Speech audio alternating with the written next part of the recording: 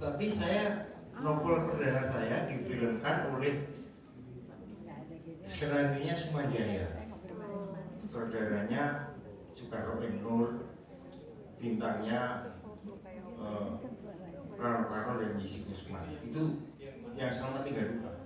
Jadi saya dipertemukan dengan Sumanjaya pada tahun 78 saja. Menurut saya itu udah luar biasa. Itu kayak di luar dia itu susah kemudian itu. Sehingga saya termotivasi untuk menulis skenario. Itu satu ya. Kemudian novel saya lagi yang Dua Karcis Gratis difilmkan oleh Slamet Harjo. Skenario ditulis Eros Jarot dan Slamet Harjo. Jadi ada dua hal yang diuntungkan oleh yang difilmkan ya. Selain hampir semua novel saya difilmkan oleh orang-orang yang enggak dikenal, tapi karena saya dianggap sebagai penulis novel dan yang sudah diambil oleh Sumanjaya gitu ya, sama Slamet Harjo, sehingga novel-novel saya lain menjadi laku difilmkan. Kalau tentang honor pada saat itu, ya saya sebagai penulis pertama itu nggak bisa bargaining. Yang saya lakukan adalah menciptakan angka-angka aneh aja gitu. Selamat Tinggal Duka itu dibeli dengan angka 666.000. Saya sebut nama itu supaya tidak bisa ditawar gitu. Ya, misalnya bisa membeli tanah atau emas berapa? Oh enggak, itu langsung nggak bisa sih. Itu untuk raktir teman-teman gulungan termasuk ya mas. Jadi uang 666.000 itu kalau sekarang kira-kira 10 juta ya mas. 10 jutaan gitu. Habis dalam waktu 1 malam. Iya, 1 malam habis.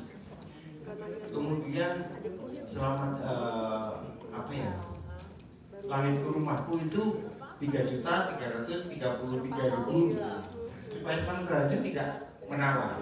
Bargainingnya cuma seperti itu. Kalau keluarga Cemara itu, nah ini susah. Kalau keluarga Mas Wendo itu susah ya. Kalau Mas Wendo itu nggak bisa. Saya kemarin tidak datang karena saya menjaga hati aja gitu. Iya kan. Ada satu kesalahpahaman dengan putrinya yang dia tidak paham itu. Nah seperti itulah mas. Kalau dengan Mas Wendo tidak bisa. Hampir semua film sinetron dia, tim songnya saya yang bikin. Harganya berapa? Nggak jelas. Karena kalau saya telepon Mas Wendo norek biasa begitu. Jadi tidak ada harga gitu ya. Itu yang mungkin membuat saya lemah juga mas. Ini ada tanah itu cukup enggak? Kalau itu juga iya.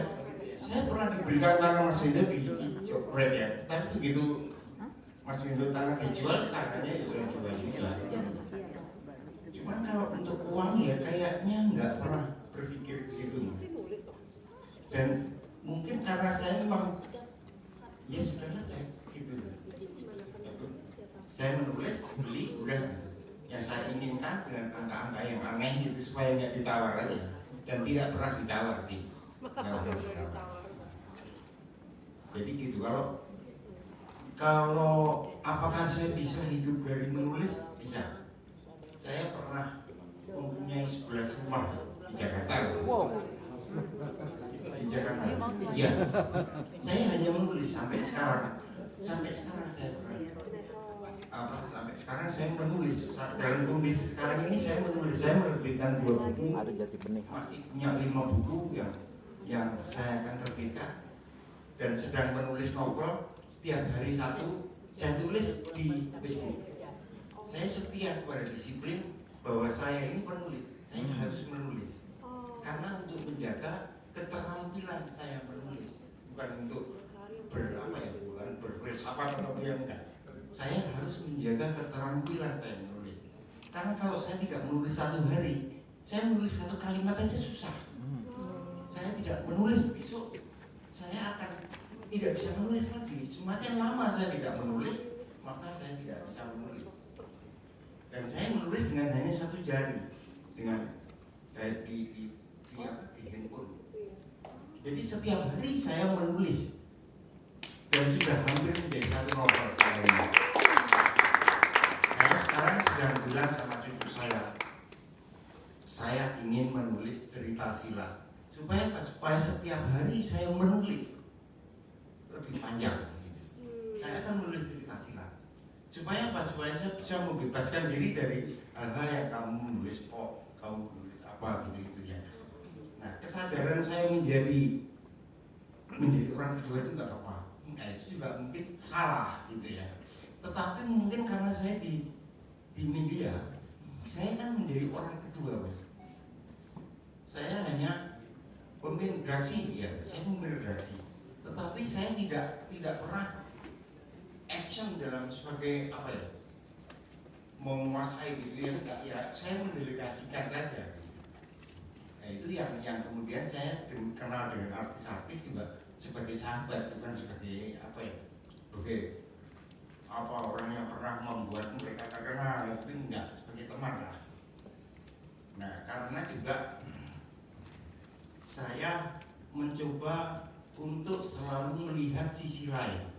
Saya menjadi, misalnya begini deh, orang wartawan tidak akan pernah melihat Yuni Shara sebagai ibu sejati. Sampai sekarang belum pernah ada yang saya lihat menulis ya, seperti saya pernah menulis ya, bahwa Yuni Shara itu adalah ibu tiri yang hebat, ibu anak angkat yang hebat, dan ibu kandung yang hebat.